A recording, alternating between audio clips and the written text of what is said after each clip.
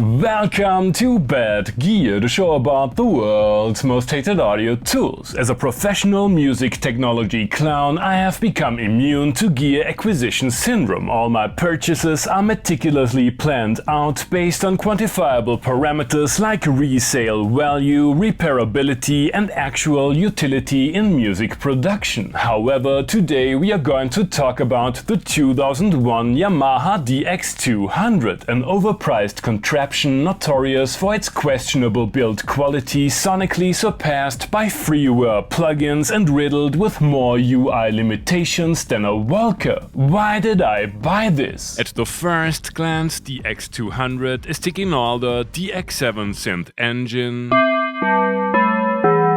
with hands-on controls, a filter,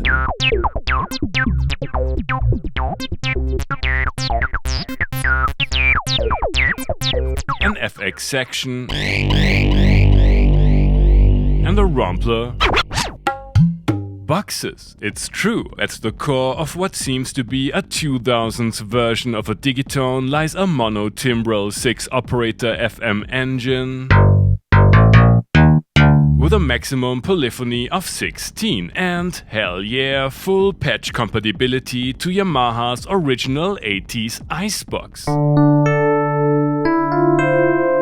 In contrast to the iconically frustrating to use vintage classic, you cannot access the full set of parameters via the front panel. All you can do is choose an algorithm, tweak the overtone spectrum,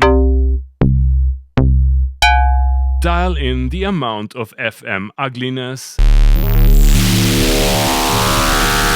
and adjust one envelope parameter per modulator.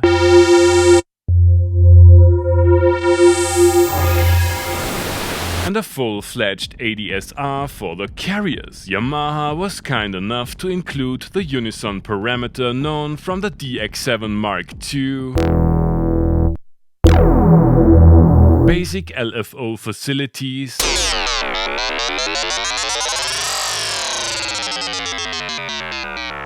and a surprisingly versatile noise generator though. While all this might be a deal-breaker to FM veterans, casual frequency modulation enjoyers will appreciate the proudly digital resonant filter with its own ADSR envelope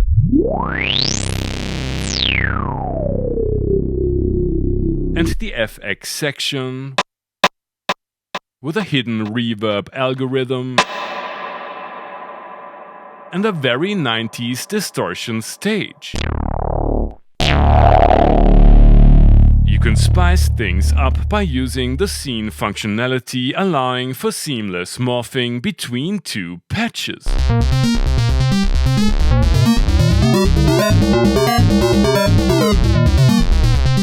Nice, regardless of whether you call this workflow performance-friendly or dumbed down, feel free to descend into the frosty depths of the DX using an editor. I didn't get the original software to run, but DEXED worked just fine. The FM engine is accompanied by an AWM sample player with a polyphony of 32 and a focus on dry-aged drum hits and other retro-style cheese condiments. There are a few bass and synth tones as well. Filters can be applied here too, albeit without an envelope. Although DX200 was most probably released to compete with Korg's Electribes, its Groovebox capabilities are as simple as they come. You will have to make do with 4 monophonic sequencer lanes, 1 for the FM engine and 3 for the samples, with a maximum pattern length of 16 steps.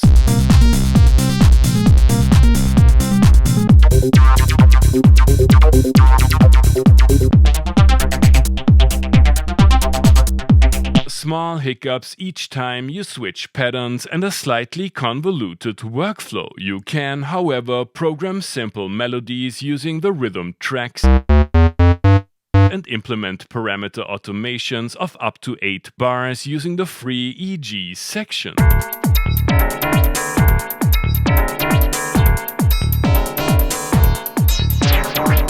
might not be the only one intrigued by this odd mix of late 90s jank and timeless FM magic, so let's take a look at the reasons why this turned out to be a buyer's remorse video. First of all, Yamaha gave Roland a run for their money when it comes to menu diving, excessive shift button use and workflow quirks like having to stop the sequencer for simple tasks like hitting record. Secondly, and much more importantly, even well-maintained units like this one are literally falling apart. Crackly main outputs, unresponsive buttons, and chances are that the main encoder, which the entire UI is over-reliant on, will need a replacement every few years. The PLG 150DX board carrying the FM engine aside, DX200 is identical to its virtual analog AN200 sibling. Make sure the board is actually in there when you buy one and expect to spend more money on this rarity than you originally planned. In spite of its DX7 engine, rich set of features and comparably ample polyphony, it seems like DX200 didn't age so well. Is it worth the hassle?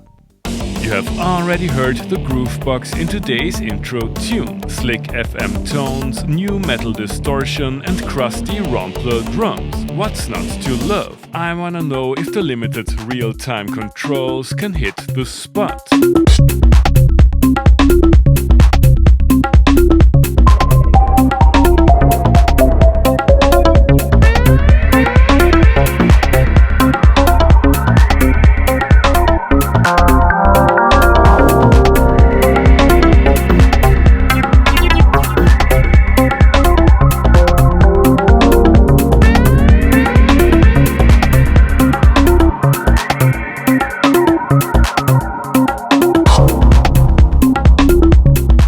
That was a pleasant surprise. The synth's heritage is more than obvious and it is easy to dial in less cliched tones. I almost forgot that I was using an FM instrument. The sequencer, however, can't hold a candle to other grooveboxes of the time, let alone modern takes on the subject. Time to find a solution for that.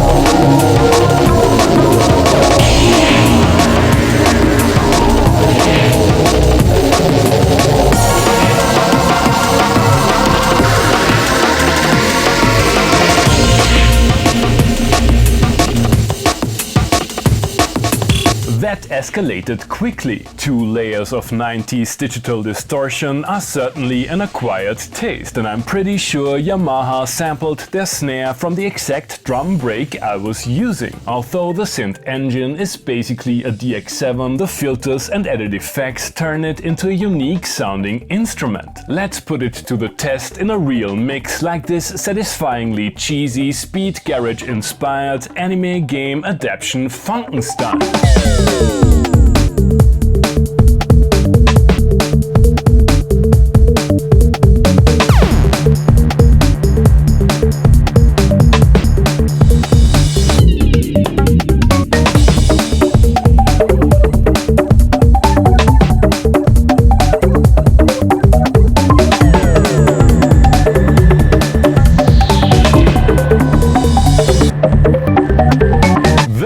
DX200 is a weird instrument. Its release predates the FM revival by almost 15 years, it sounds uniquely awesome, and even if its 2000 stance vibes are not your thing, you can still use it as a decent substitute for DX7. That being said, if you, like me, can't resist the temptation of buying one, make sure to factor in maintenance cost, a computer to run an editor on, and some kind of external sequencer. Speaking of which, you could also just get any sample-based Groovebox and a Volca FM, or an old Yamaha QY and a used Digitone 1, which, fun fact, is still cheaper than a DX200. Thanks for watching and see you next time. Hey guys, I hope you enjoyed the episode. Feel free to like, subscribe, become a patron and use one of the links down below that support the channel regardless of what your guest commands you to buy.